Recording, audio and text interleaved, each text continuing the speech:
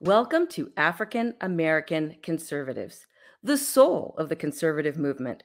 I'm your host, Marie Stroughter. The other night, I saw something very disturbing online. It was a video posted by a reporter of a child who could not have been more than 4 or 5, rubbing the front genitalia of a biological male dressed in drag.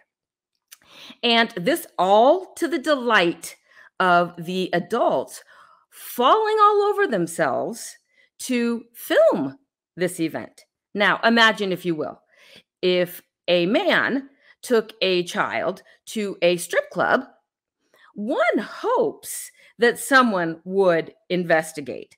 But because it's all under this brand new shiny umbrella of diversity and inclusion, which does not include including any Christian perspectives, by the way, children are being co-opted and corrupted into this new way of thinking and normalizing behavior that is not normal by any stretch of the imagination.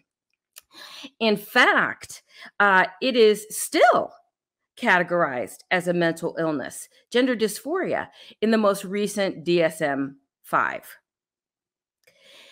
Parents and the church must stand up and begin to speak out on these issues. We do have the right to free speech. We do have the right to redress grievances. Two of the reasons that I co-founded AACONS. Meekness means strength under control, because, a lot of times they'll say, well, you Christians are supposed to be meek and tolerant and turn the other cheek. Jesus came to change the world. He did not come to put his stamp of approval on the world. He loves us. He does not always love our choices. We must surrender our will to his. And so this whole cudgel that the left uses to try to whip us into shape by saying we have to be tolerant, they say that Christians should not be involved in political issues. Well, these are not political issues. These are kingdom issues with eternal consequences. So Christians must speak up, stand up, and we have to vote. We have to encourage others to vote, and we can activate others to do the same. And we must. Otherwise, our children, our grandchildren, and the generations after them will be forever lost. Today's guest, and I call it Allen West Day. I'm excited. I love this day every month when our guest is here. Lieutenant Colonel Allen B. West is a combat veteran of the United States Army, where he served in uniform for 22 years. He was a member of the 112th Congress, serving as a representative from Florida. Further, he served as chairman for the Republican Party of Texas, a gubernatorial candidate for Texas, and he is currently the executive director of the American Constitutional Rights Union. He is the author of 3 books and the host of the Steadfast and Loyal podcast. Welcome back to the show, Allen. It's good to be back with you, Marie. Thanks so very much. You had a very strong monologue there. Thank you very much. You recently posted, quote, I have a question about all this sexualization and exposure of children to adult pornographic performances. Where are child protective services? So it is fine to take young children, minors, into venues displaying sexually explicit material. We have entered into an area of depravity, since we are now being told that pedophiles are just minor attracted persons. The progressive socialist leftists are waging a war against our children. This is intolerable, end quote. What explains this sudden transgender phenomenon that includes such things like all-age drag shows? Mm-hmm. Well, I can't explain it. That's the whole point of it. It's immoral. It is unbelievable. It is unethical. I mean, everything that you would see as being wrong.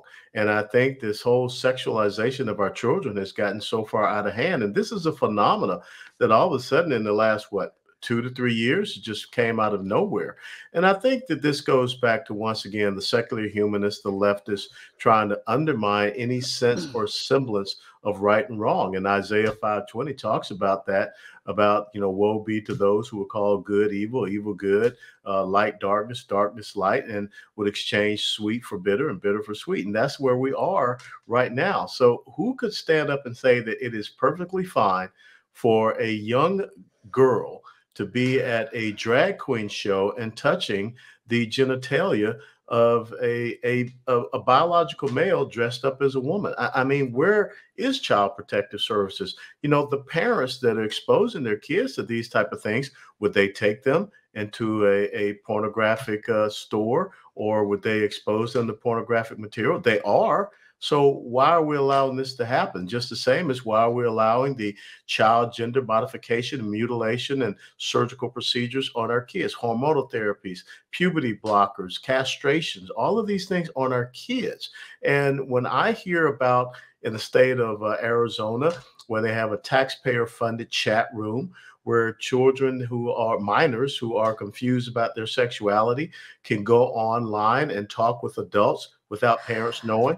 And also, guess what? I just read that's happening here in the Lone Star State, in the state of Texas, where we did nothing to stop child gender modification procedures and surgeries and mutilations and puberty blockers and hormonal therapies. And now we have this chat room set up where kids, minors, can go and talk to adults. And this whole thing about minor attracted persons, we just had a teacher in El Paso, Texas, that was fired because this teacher was telling the students in the class, underage kids, minors, that you don't refer to pedophiles as such. You refer to them as minor attracted persons.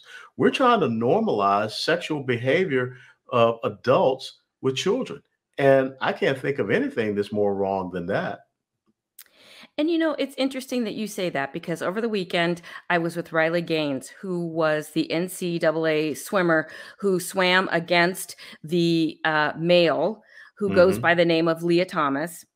And they were talking, Kim Jones was also there, and she was mentioning that the new NCAA rules are that you can't use the word woman.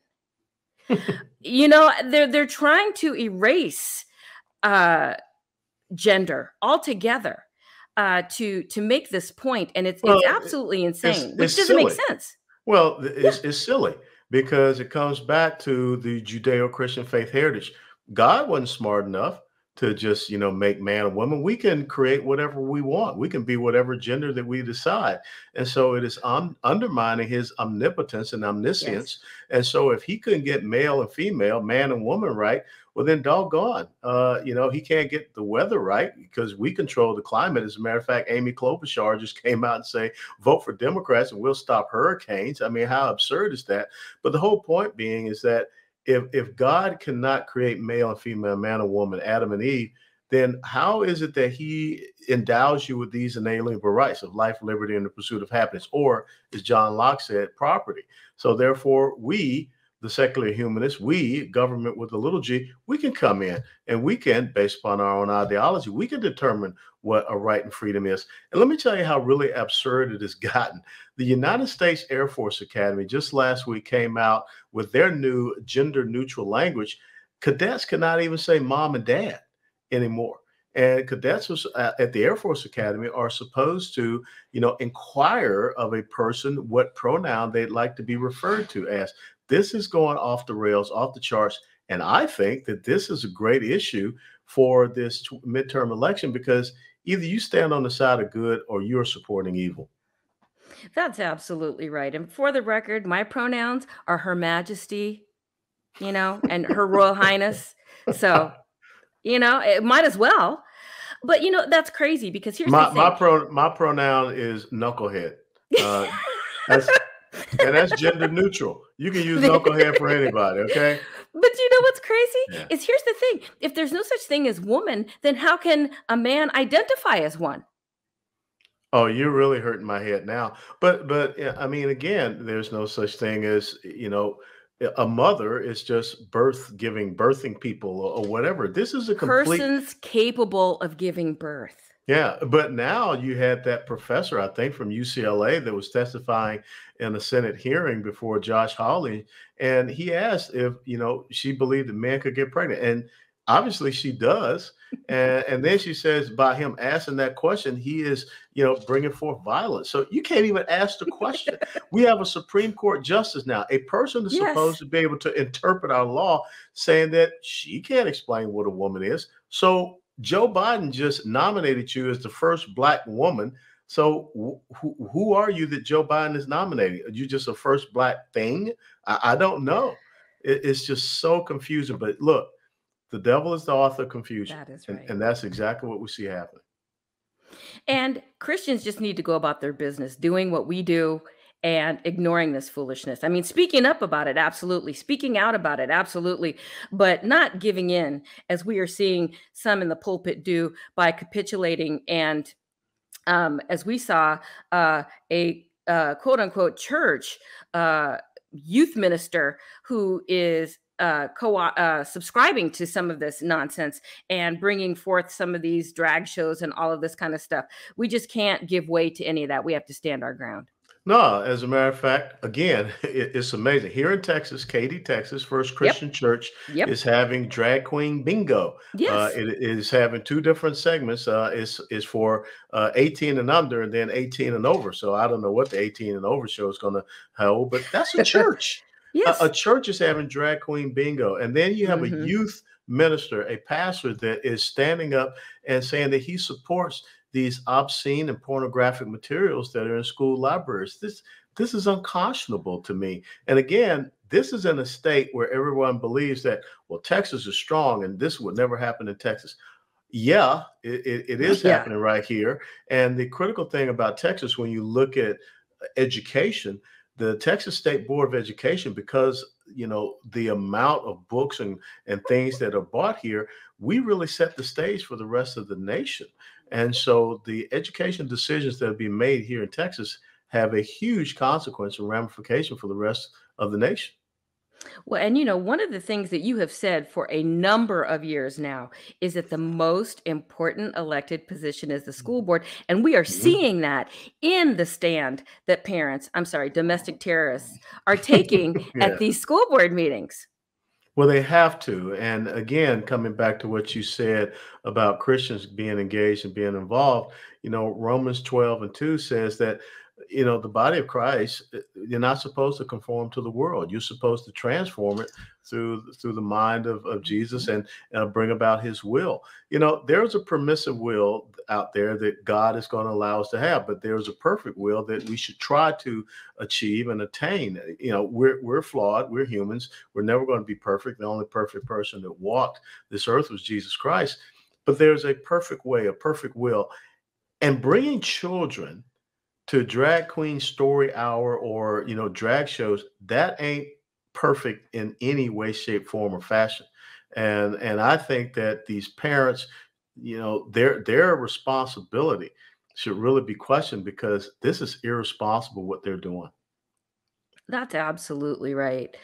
Now, what is your take on the recent events on Martha's Vineyard and the left's response, Yeah. likening it to human trafficking, kidnapping, and comparing it to the Holocaust? Well, I would say they need to make sure that they bring all of those charges and accusations against President Joe Biden. Where were all these people when, and it still continues on to today, but the planes were landing in the middle of the night in Westchester County, New York, and Nashville, Yep. Tennessee, and Jacksonville, Florida. The buses were, all over the place, Louisiana, you name it. But now all of a sudden, when it exposes them and it is showing up in their backyard, and if you say you're a sanctuary city, then don't you want to have illegals? Shouldn't you be happy to have illegals there? I mean, you're saying, come here. We're a sanctuary city. We're a sanctuary state. But the hypocrisy of the leftist elite saying that we don't really want you guys here. And guess what? They brought in the National Guard, the military in Massachusetts, to remove those illegals there from Martha's Vineyard.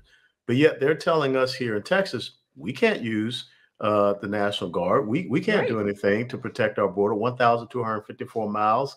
And we have seen close to 3 million illegals that have come into this country, 800 to 900,000 gotaways. We don't even know where they are. And you've heard me say this before. That number, 800 to 900,000, is greater than the combined active duty strength of the United States Marine Corps and the United States Army right now. Mm. That to me is unbelievable. But Mhm. and so when you look at these elitists, they just showed how hypocritical they are. 50 individuals, just 50.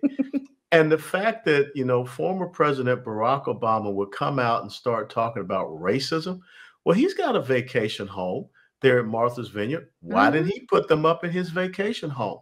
I didn't see him come out and say, no, this is not right. We should keep them there at Martha's Vineyard. We can find jobs. We can take care of them. No, he was part of the crew that said, get out. Well, it's all part of the rules for thee, not for me Absolutely. mentality that we see. So, now speaking of human trafficking, our home state of Texas houses the two top cities in the nation. Uh, the Biden administration has enabled this with their full open borders agenda. Mhm. Some border states are taking some action, but is there anything that ordinary citizens can do to combat this evil? Well, I think the ordinary citizens have to see something and say something when it comes to sex trafficking, which is absolutely horrific. And, I live in Dallas County, just about 15 miles outside of downtown Dallas. And Dallas is the second highest city for sex trafficking. Houston, Texas is number one.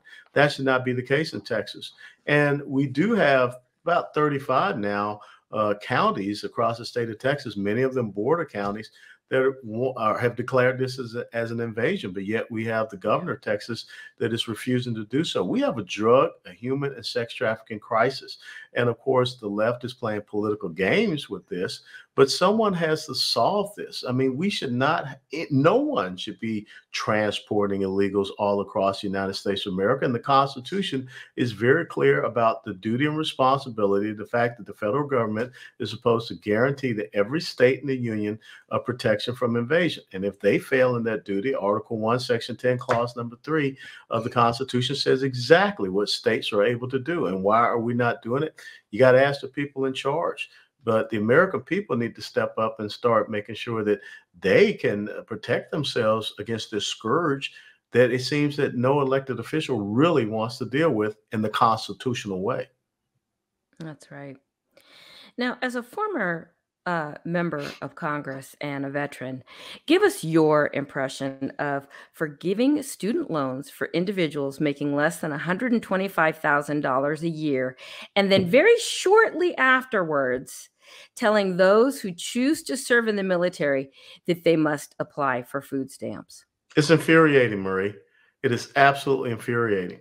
When you look at these statistics, we're talking about relieving college student loan debt of people that are in the top 5% of earnings. That to me is unconscionable. But yet you look at a young enlisted soldier, sailor, airman, marine, coast guardsman that is out there on freedom's frontier. I mean, think about what's going on right now. A hurricane is hitting down in South Florida. Think about the Coast Guard and what they have to do to protect those shores, protect people, and keep them safe. But yet they can't even provide food to their own families. And so when you see soldiers, because that's where this emanated from, soldiers being told to go and apply for a supplemental nutrition assistance program, but yet we're sending billions of dollars, and I get it. Vladimir Putin has invaded a sovereign country, but we're sending billions of dollars to them to help them protect their border. We're not protecting our border. And oh, by the way, our soldiers are being told to go on food stamps. This is an upside down world. And what is even more disconcerting is that the commander in chief of our armed forces, which is the most important title of the president of the United States of America and the responsibility, he has not said anything about it. He has not shown any outrage whatsoever. And oh, by the way, we just found out recently, based upon a report from the University of Alabama in conjunction with Duke University, that we're not losing 20 to 22 veterans on average per day in the United States of America to suicide. We're losing 37. Oh, Oh, that was a pretty stable statistic for a number of years. And of course, one is one too many. But that was a pretty stable statistic. But to make that big of a leap Mhm. in such a short period of time is staggering.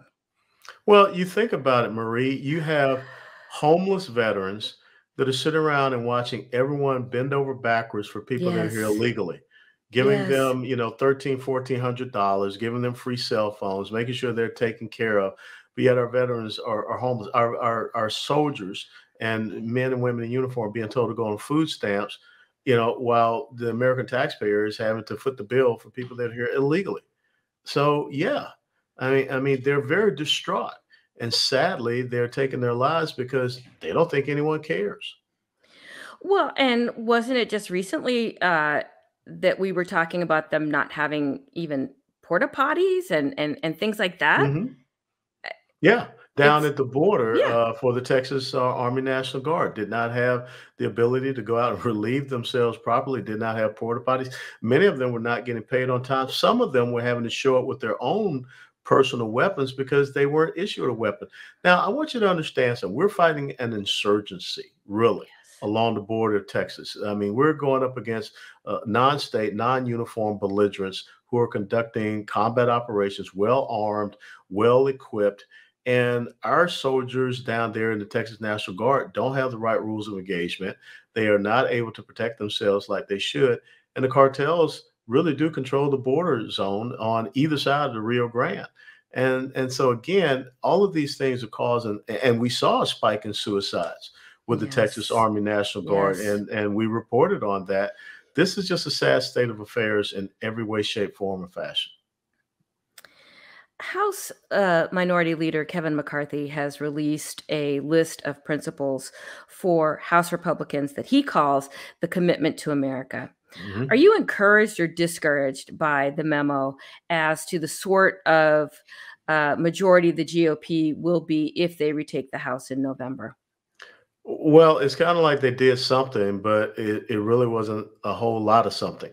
If you want to make the comparative analysis between this commitment to America and the contract with America, which Newt Gingrich had, the contract with America was very specific.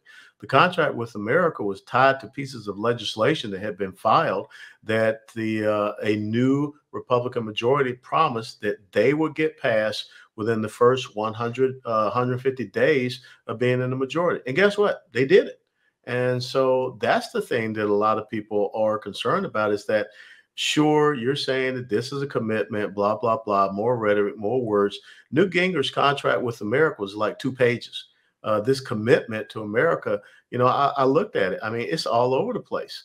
And it takes you about, half an hour to an hour to be able to sift through. I mean, it's multiple pages, which I think that's one of the things we should get rid of, these large bills that we know nobody reads. Like Nancy Pelosi said, we have to pass a bill in order to find out what's in it.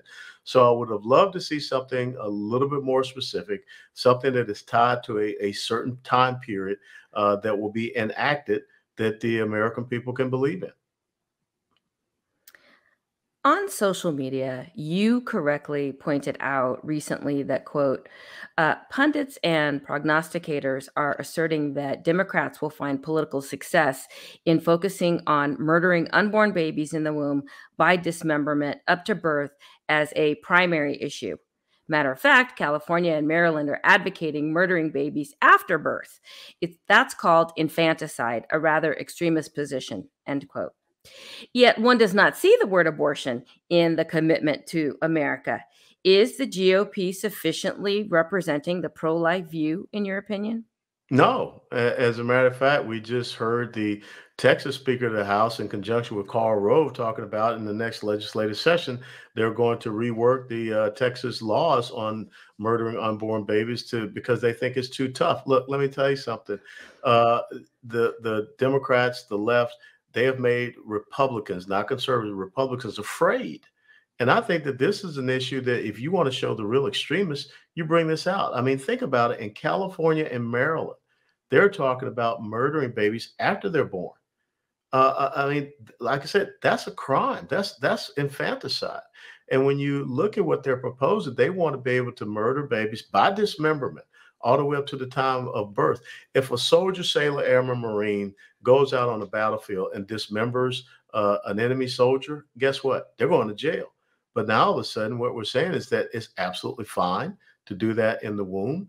I'm very concerned about this because what it shows is that they're spooked by the left, and the left is going to continue to say this. Instead, we should be going on the offense and saying, if you're the party about killing babies and murdering babies, if you're the party about dismembering babies, if you're the party of infanticide, if you guys are now the new apostles and acolytes of the Baal god Moloch, if you guys want to align yourselves with a position that is held by the satanic temple of America, knock yourselves out.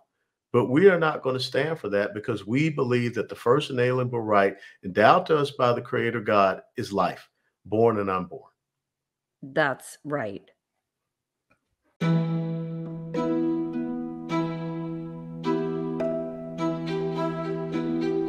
When you look at these pictures, you get a sense of what Black life was like. Some of them look pretty prosperous. Divine providence was clearly operating in the lives of Black Americans. Throughout history, Black folks were honorable. They had integrity. That's what Black people were. We were never taught that America was bad and that we were not Americans.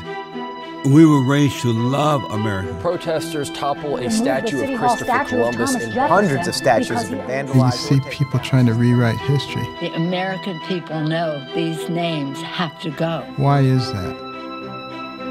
Whenever you have something to be proud of, people have less of a chance of controlling you. This country is racist from top to bottom, from right to left.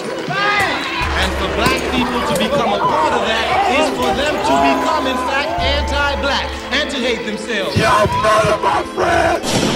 There is no country in this world that a Black person would rather be. Unless, of course, they grow up in this country. You broke the contract for 400 years. We played Then your game. they're fed a lie that is so deceptive. The reason that lie exists is power. There are certain people who are using the Negro in order to establish that power in Washington. And the Negro is just merely a pawn in a game that's bigger than he is.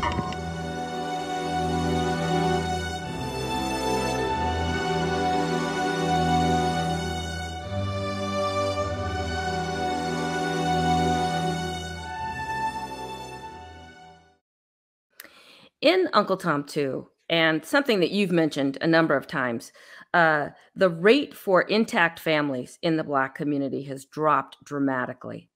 What must we do to restore those rates?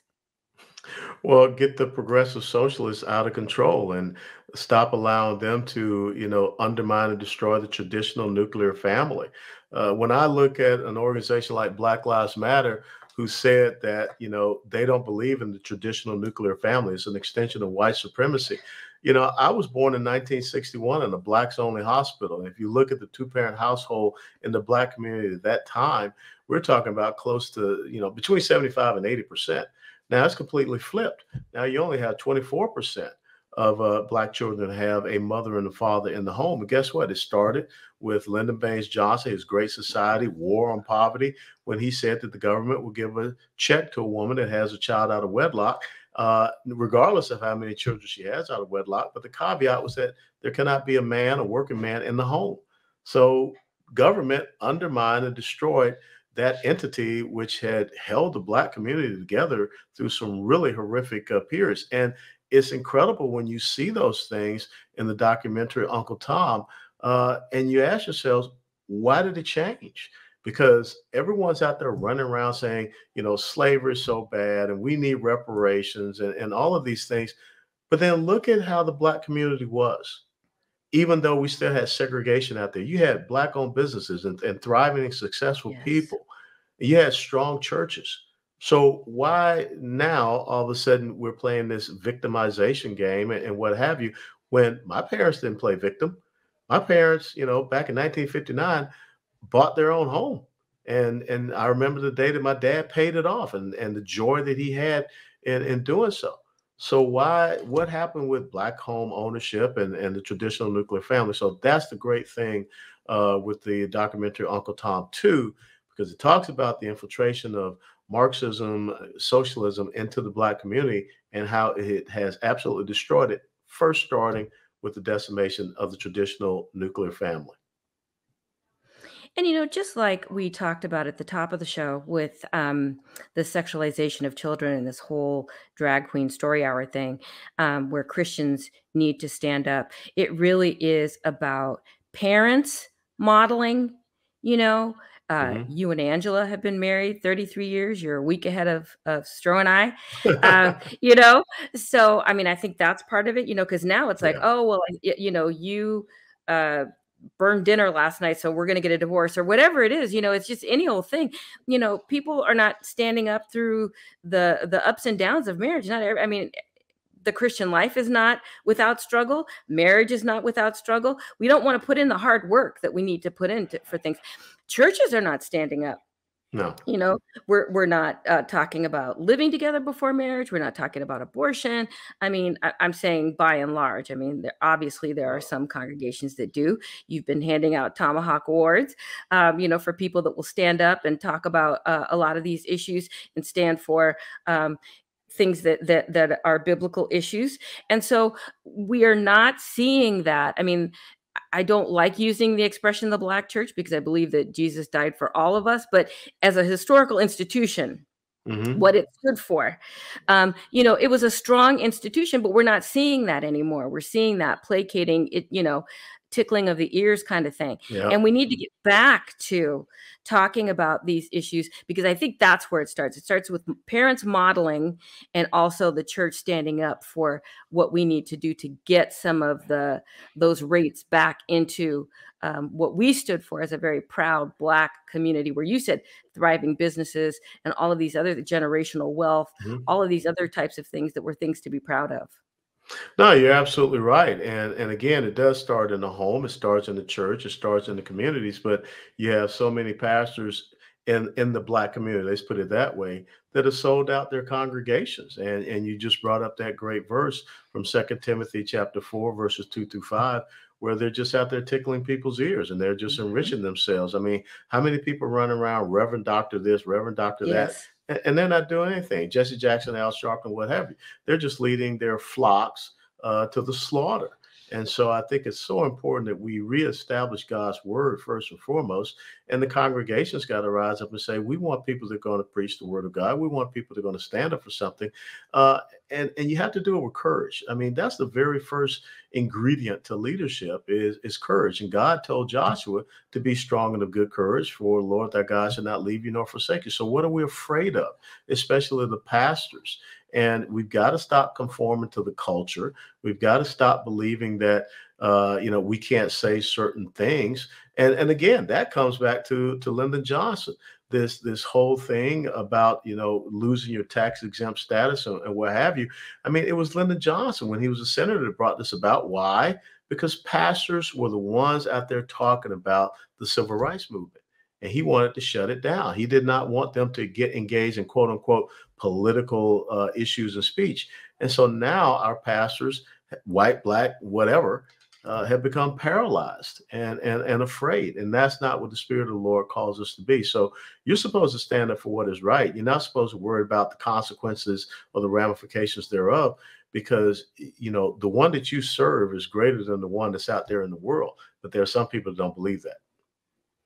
Well, and isn't that the tactic that Margaret Sanger used with the Negro Project? Let's get a minister, right? Yes. To talk about this. We don't want them to know that we're trying to eradicate the human weeds and undesirables. No, you're absolutely. And I mean, you can go back and see the quote where she said that she was going to convert and enlist the pastors in the Black community to buy into this. And guess what? 70 to 75%. That's right. 70 to 75% of Planned Parenthood clinics are in Black communities. Now, the Black pastors should be furious and they should be standing up. Some are, but most aren't.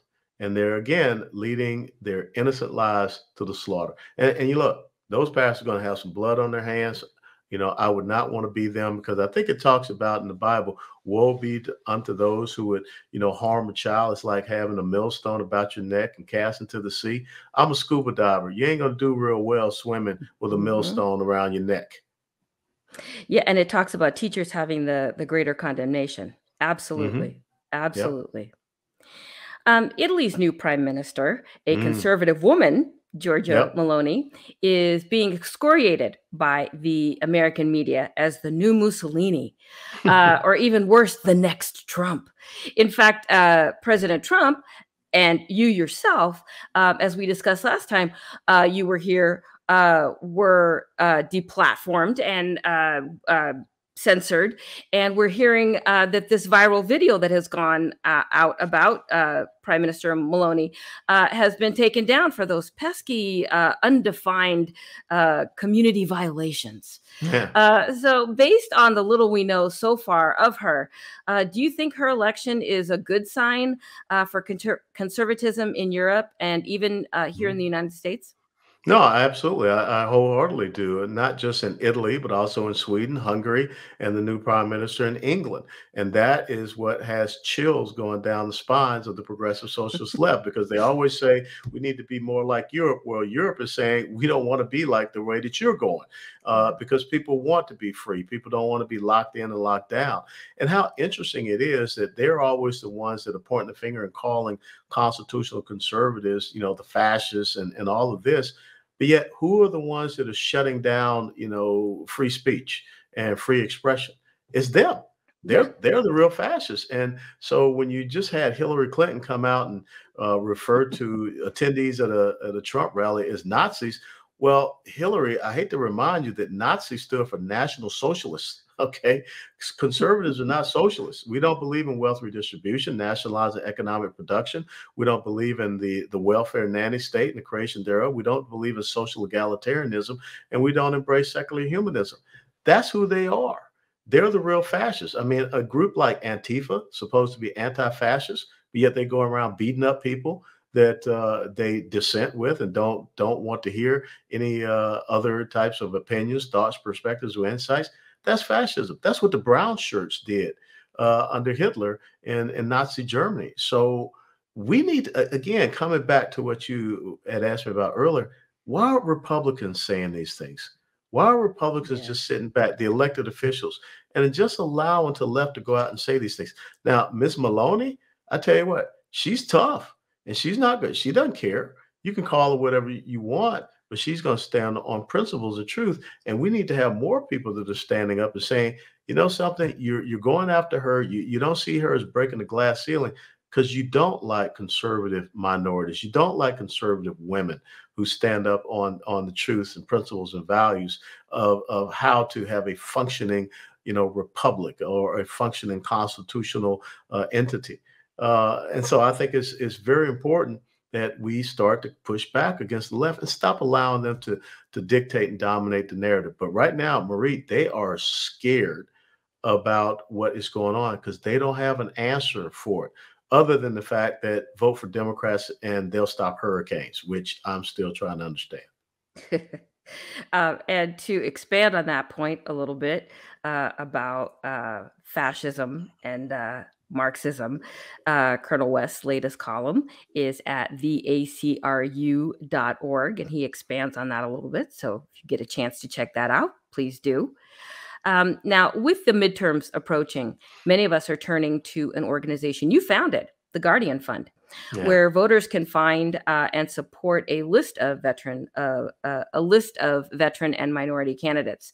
Tell us more about the work and mission of the Guardian Fund. Well, it's very simple. We created it a decade ago, and we just recently had the 10th anniversary up there in Washington, D.C.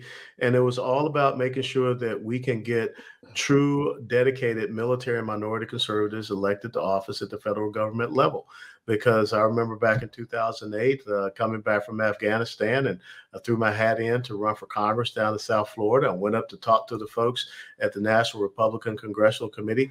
And the first thing out of the guy's mouth was, how much are you going to self-fund to your campaign? And I just looked at him and said, dude, I just came back from Afghanistan. Okay. And I spent 22 years, active duty service, and I just spent 2.5 years as a civilian military advisor to the Afghan army. I can't write a check to a campaign, but I'm here to tell you that I understand where we're heading as a nation. I took an oath to the Constitution. I understand these issues. Here's my educational background. I'd love to have you guys support us. Well, thanks, but no thanks. And that was it. And so I was committed once, I came back and won in 2010 to never allow anyone to be in that position where they have it in their heart that this is something they want to do, but yet they're not supported. And you can go back and talk to Dan Bongino. I remember when Dan Bongino came to my congressional office because he wanted to run for a congressional seat there in Maryland. I was like, absolutely, I'll support you wholeheartedly. Went up there and did events for him. And so instead of us going out and looking for all of the people that fit a certain criteria that makes the people up in Washington, D.C. comfortable, we got to start looking for those men and women who have been willing to make the last full measure of devotion, because I think that makes a difference. When you take an oath to the Constitution, you're willing to lay your life down for it. That's the kind of person we need to have up in Washington, D.C. Speaking of which, we have another person who made an oath to the Constitution. And as you say, that doesn't expire. And he's here with us today. We have Tony Sabb, who is a 25-year veteran of the United States military, and from which he retired as colonel. He's a rising figure in the Florida GOP and in the media. And he's with us today. So we'll bring him on in. No, don't bring me in. I'm enjoying listening to my buddy. Please. Nah. See, now I got to go do push-ups because he outranks me. See. 30. Drop and do 30. Yeah. So we wanted to do a little bit of a reunion here before the colonel takes off. Well, I thank you so much. I have to tell you that without this man being by my side as I was trying to run for Orange County mayor, I wouldn't have gotten as far as I did. So he is a dear friend, and I'm just glad to be here to just be in his presence. Well, like I said, Tony is a fantastic man, and he and I, chewed up the same dirt. I mean, we started out together as field artillery officers, and he was smarter than me. He went over and started flying helicopters. I continued to jump out of them. But what a great, guy to be ready to step up and do great things there in the state of Florida. And I just want to say, Tony, be safe. I know that you're hunkering down there in Alabama while that storm hits there in Florida. So I pray all the blessings for you and your family and all the people down in the state of Florida. Yeah, thank you. I've talked to a number of my good friends down there, and also some that worked on my campaign. And, they're hunkered down because this is going to be one of the big ones. Yeah, it is. It absolutely is. So God bless you, man. Thank you, sir. Thank you. Great listening to you. Wow. Before you peel off, Colonel West, please tell us how we can find and follow you online. Well, heck, Marie, you know most of the stuff. You work with my social media, so yes, you can follow me on all the social media platforms. Of course, go to theacru.org, the American Constitutional Rights Union, and also look up the Committee to Support and Defend. That is America's conservative veterans organization. We want to make that the premier organization for conservative veterans. There's so many things we got to work on. We talked about some of those things earlier in the interview. And don't forget the podcast, Steadfast and Loyal. Please tune into that as well.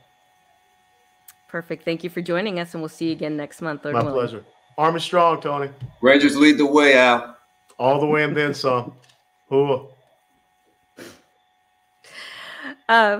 welcome to the show, Colonel Sabb. Thank you, Maria. Thank you very much. And I really did enjoy the last parts of listening to Al in that conversation, because it's so poignant right now what's happening in our country.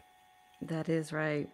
Now, talk us through your journey. How did a kid from Newark, New Jersey, end up with a 25-year military career and 2 bronze medals, 2 bronze stars, and 3 combat air medals? Well, I'll tell you, it all started because I had this dream about flying all my whole life. No one in my family, besides some of my older cousins, were in Vietnam, many of them, because during that period of time, as you know, they took in a lot of black black young men from the inner city. I was being from Newark, New Jersey. A lot of them went in, but I had never had anyone that I knew in my immediate relationships and families that went in. So it was all about flying to me. And the gateway to it for me was the military. So when I went in, I decided that that was what I wanted to do. But at the time, Army aviation was in its infancy. It wasn't even a branch. As you know, the Air Force spawned out of the Army and went towards the Air Force, the Army Air Corps. So the only thing in the Army were helicopters. I had the idea of going in the Army and doing all the hard stuff first, and then hoping that I could move over to aviation at some point. And that's exactly what I did. I was airborne. I was a Ranger qualified. I did all those things that were difficult. As Al said, I was in the artillery, and finally I moved over to aviation, as Al said, and stayed there for some 22 years, flying for 101st Airborne Division, 82nd Airborne Division, and I'm quite proud of it. Quite proud of what I was able to accomplish. According to a report on NBC, quote, every branch of the United States military is struggling to meet its fiscal year 2022 recruiting goals, and numbers show both a record low percentage of young Americans eligible to serve and an even tinier fraction willing to consider it, end quote. Why do you think this is so, and how should it be changed? I think the first thing you have to start with something like that, Marie, would be leadership. The second thing you would have to look at is parenting. And then the third thing would have to be our society as a whole. The reason why I say leadership is because we've had a number of leaders that have been at the national and the state levels that have not really been embracing our defense posture. And by that, I mean building up our ROTC programs, building up the idea of serving your country, building up the idea of being proud of your country. Look, I can remember growing up having a dad that told me, son, we may not have it good here. He said, but I'm telling you right now, this is the best place for you to be in the world and to have an opportunity to be somebody. That's what my father said to me many, many years ago. I've never forgotten it. And that just, I don't know, it just was one of those things that I grew up understanding how proud it was to be an American. We are missing that. We are also missing the idea that our country is a leader in the world. And by that, I mean a leader in the world of doing the right things for societies and oligarchs in other countries that don't want to treat their people with dignity and respect. We've always been that type of a country. You know, like Reagan said, beacon on a hill. A shining city on a hill. We have lost that. And in losing something like that, what happens is our culture within this country starts to change. And I think that's what's happened to our young men, young adults. We've taken physical education out of schools. Yeah. We've done all those things to hurt what it takes to have a strong defense and strong military.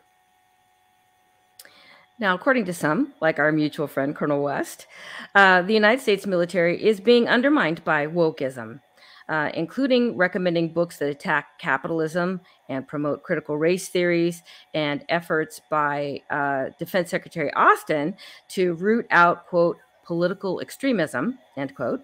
What impact is this woke campaign having on the military, in your opinion? Absolutely. I don't even have an adjective to tell you how repressive this idea is. General Austin, by the way, Secretary Austin now, I worked for him. I know him. He was in the 82nd Airborne when I was there. He was a man I looked up to, Marie. I would never have thought that his ideas were so far away from mine, so far-fetched from mine. This wokeism has infiltrated into all the services within our military. Yes. There's not been one service that has been spared from it. And what we're now looking at is a culture within our military where the leadership is on a path to make sure that everyone thinks the same way that they do. And that's very important to understand, because we've never had something like that in our military. Now we have every institution within our government that has been taken over by partisanship, that has been taken over by ideas that have lost their individuality. So we have people that think the same. And whenever you have something like that, what you create is weakness. And what you also create are segments within our structure and now our military that can't find the best person for the job, and likely will probably not be able to accomplish the mission. Look, we've got right now 100,000 service members that are going to be dismissed from our military because they won't take the jab, Marie. Yes. This is significant. At a time when our attrition, as you've already said, is at its lowest. And I don't know how we're going to be able to get that back with continuing to kick out people that will make a difference in especially the training and readiness of our force. That's absolutely right. If you're just joining us, our guest this segment has been Tony Sabb. Tony, what's next for you, and how can our listeners find you online? Well, I wish I could tell you, as described by Al, when being military officers, you don't make a lot of money. But Marie, I will tell you that the reason why I became interested in running for office was because of all of the things that we've been talking about now, and also with when you were talking about it with Colonel West, was happening to our country. I didn't have the funds to do it, but you know what I did? I emptied out a lot of my family treasury to do it.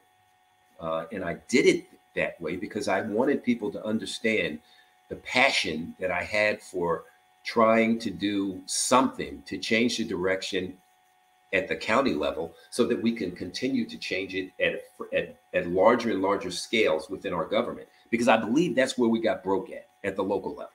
I believe that it's our mayors, our sheriffs, and our education boards. All of those different entities were allowed to run amok, and we've lost our way at those low levels. And those people have now been elevated to state and federal levels, and they're running our country. Yes. So in my idea of trying to serve, I took a lot of my family treasury out of pocket to run for this office because it's not cheap. And that same question was asked to me by the Republicans, and they ostracized me as well. They gave me very little, if any, support. Now, there are entities within the Republicans that did help me, but they were outside of the actual official Republican Party. So what's next for me is to rebuild my personal effects in Treasury that I've lost, and continue to stay active within the political stem of government within Florida. Well, thank you for doing that, and thank you for your service to this country. You and Colonel West and men like you are more needed now than ever. Well, thank you, Marie. I really appreciate it. I appreciate being on today, and God bless your listeners. Thank you. And now it's that part of the show where we bring in DK. Come on in. Hello. There he is. Hello. How are you? I'm good. How are you? I'm doing all right. So you've heard the show today. What's standing out for you? Well, first of all, there was two great men, two great guests. I enjoyed both interviews, but I wanted to hit upon some numbers I want to underscore about illegal immigration. So here it is. Since Biden took office, we have had nearly 5 million illegals enter the country, including approximately 1 million gotaways. Those are illegals who aren't arrested and aren't encountered by border agents and so forth. They just came in, snuck through, found a place to be. Of the illegals who were encountered, there included over 250,000 children and minors. We have seen Venezuela decide to release their prisoners, the worst of the worst, so that they can migrate to the United States, because why not? You know, why have prisoners in your country if you can send them to our country? That's right. Okay, we've seen 80,000 deaths a year in the United States due to drugs such as heroin, fentanyl, cocaine that is routinely smuggled through the United States. That's 80,000 deaths a year. We are on pace to see over 800 illegals die entering this country. They die in the desert. We had an incident maybe a month or so ago with over 50 migrants died of suffocation because they were packed like sardines into the back of a truck, and they had no air conditioning. They smothered and they died.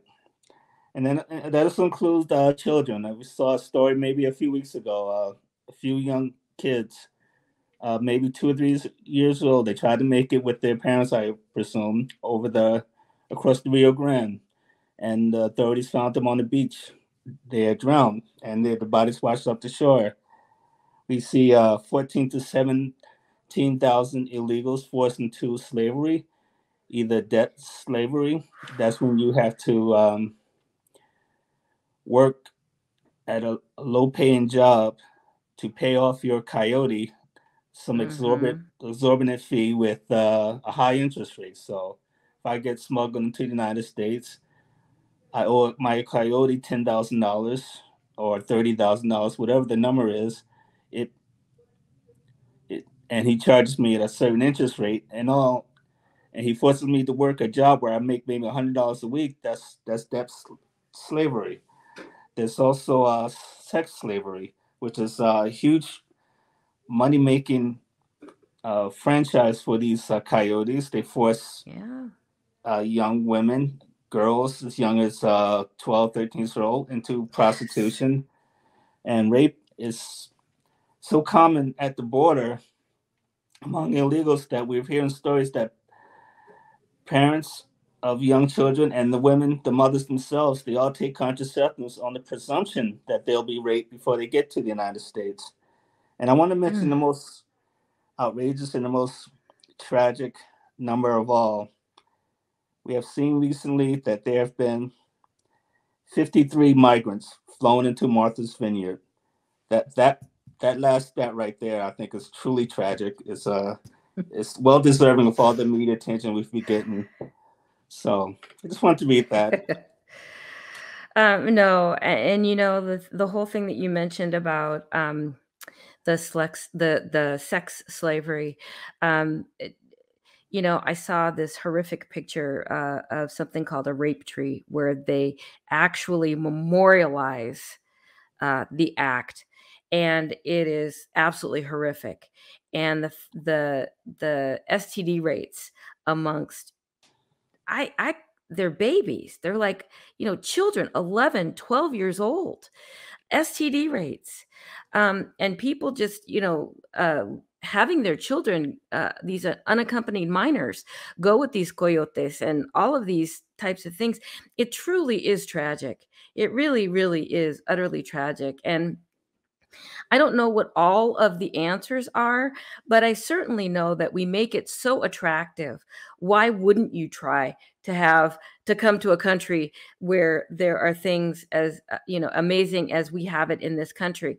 But I think the thing we need to really try to focus on is trying to help by modeling what good government is, so that people can emulate that in their own countries, as we're seeing all of these countries elect leaders that are representative. And as I mentioned, Alan's column this week at the ACRU talks about a representative democracy, you know, a constitutional republic where people are able to elect the type of government that they want to represent them.